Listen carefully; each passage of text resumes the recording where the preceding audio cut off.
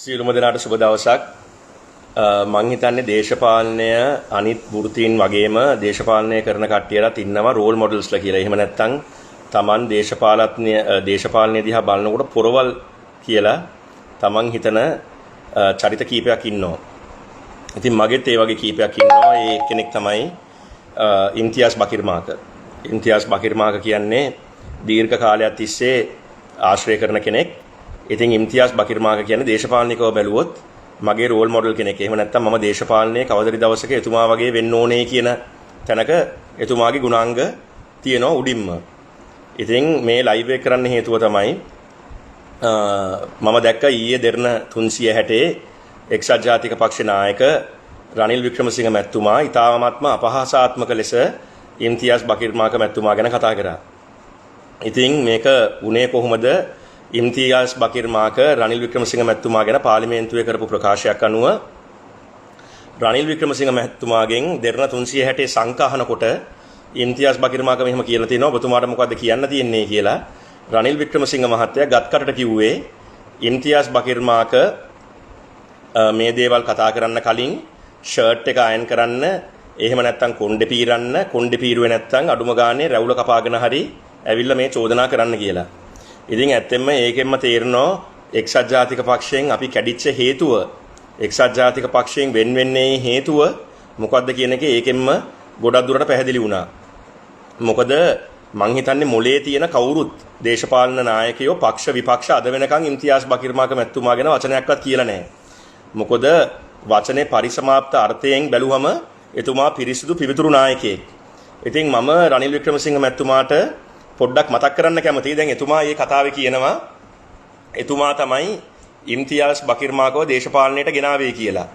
මම අභියෝගයක් කරලා කියනවා ඒක පට්ටපල් සහගහන බොරුවක්. මොකද ඉම්තියාස් බකිර් මාක මැතිතුමා දේශපාලනය පටන් ගන්නේ 1975 1980 අතර වර්ෂයේ තමයි එතුමා දේශපාලනය පටන් ගන්නෙ. ඉම්තියාස් බකිර් මාක මැතිතුමා ඉස්සෙල්ලම මං හිතන්නේ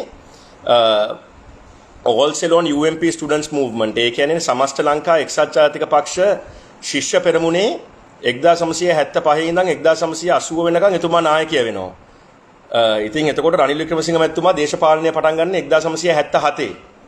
ඉතින් 1977 එතුමා දේශපාලනය පටන් ගත්තා නම් ඒ කියන්නේ ඒකෙන්ම පරිණතභාවයෙන් ඉම්තියාස් බකිර් මාක මැතිතුමා අවුරුදු 2ක් එතුමාට වැඩිය පරිණතයි. ඊට පස්සේ 1975 ආයිත් එතුමා අන්තර් ශිෂ්‍ය පෙරමුණේ අන්තර් එක්සත් ජාතික පක්ෂ ඉන්ටර් යුනිවර්සිටි ස්ටුඩන්ට් ෆෙඩරේෂන් එකේ එතුමා සභාපති වෙනවා.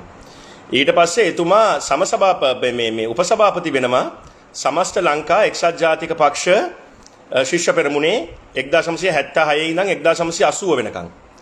එතකොට ආයිත් 1981 ඉඳන් 1986 වෙනකන් එතුමා මහලේකම් හැටියට සමස්ත ලංකා එක්සත් ජාතික පක්ෂ ශිෂ්‍ය පෙරමුණේ නායකයා වශයෙන් කටයුතු කරනවා. ඊට පස්සේ 1987 ඉඳන් 1991 වෙනකන් එතුමා මහලේකම් තනතුර දන්නෝ එක්සත් ජාතික පක්ෂ සමස්ත ලංකා ශිෂ්‍ය පෙරමුණේ. එතකොට එතුමා උපසභාපති දරනවා කළුතර දිස්ත්‍රික්කයේ සංවර්ධන කමිටුවේ 1981 ඉඳන් 1988 වෙනකන්. ඊට පස්සේ එතුමා ජ්‍යෙෂ්ඨ උපසභාපති කෙනෙක් වෙනවා ජාතික සේවක සංගමයේ. ජාතික සේවක සංගමය කියන්නේ මේ එක්සත් ජාතික පක්ෂයේ තියෙන ප්‍රධාන පෙළේ යූනියන් එක, ට්‍රේඩ් යූනියන් එක. එතුමා ඒකේ උපසභාපති වෙනවා 1994 ඉඳන් 2004 වෙනකන්. එතකොට 1988 එතුමා පාර්ලිමේන්තු මන්ත්‍රී කෙනෙක් හැටියට තේරෙනවා කළුතර දිස්ත්‍රික්කයේ. ඊට පස්සේ 1988 ඉඳන් දේශපාලනේ එතුමා ඉවර කරන්නේ 2004 දී. ඉතින් ඔබතුමාලා දන්නවා ඇති 2001 ඉඳන් 2004 වෙනකුනොත් එතුමා මාධ්‍ය සහ මීඩියා පෝස්ටර් ඇන්ඩ් ටෙලිකමියුනිකේෂන් ඒ කියන්නේ සහ මාධ්‍ය අමාත්‍යාංශය එතුමා දරනවා 2001 ඉඳන් 2004 වෙනකන්. ඉතින් මම කියන්න කැමති එතුමා ඇත්තටම දේශපාලනය අතහැරපු හේතුව එතුමා ප්‍රසිද්ධව කිව්වේ නැති වුණාට එතුමා දේශපාලනය අතහැරියේ රනිල් වික්‍රමසිංහ මැතිතුමා කියන චරිත නිසා. මැතිතුමා කියන එකත් මම හිතන්නේ මේ වචනේට මම දන්නේ නැහැ, මම තාමත් කැමති නැහැ කියන්න. හැබැයි රනිල් වික්‍රමසිංහ කියන චරිත නිසා තමයි ඉම්තියාස් බකිර් මාක 1988 ඉඳන් දේශපාලනය කරපු ඉම්තියාස් බකිර් මාක 2004 දී ඉවත් වෙන්නේ රනිල් වික්‍රමසිංහ මහත්තයාත් එක්කලා දේශපාලනය කරන්න බෑ කියලා. දේශපාලනය කරන්න පුළුවන් කියලා නෙමෙයි දේශපාලනය කරන්න බෑ කියලා තමයි එතුමා එක්සත් ජාතික පක්ෂයෙන් ඉවත් වෙන්නේ. හැබැයි එක්සත් ජාතික පක්ෂයෙන් ඉවත් වෙලා එතුමා කිසිම දවසක වෙනත් දේශපාලන පක්ෂයක සමාජිකත්වයේ ගත්තේ නැහැ. එතුමා සමාජිකත්වයේ ගත්තේ සමගි ජනබලවේගය කියන එක්සත් ජාතික පක්ෂ විසින්ම එළවපු කණ්ඩායමක්, එක්සත් ජාතික පක්ෂ විසින් අපිව එපා කියවපු කණ්ඩායමක්. අපි ගිහින් වෙනම කණ්ඩායමක් හැදුවන් පස්සේ තමයි ඉම්තියාස් බකීර් මහත්මයා පක්ෂික සමාජිකත්වයේ ගත්තේ.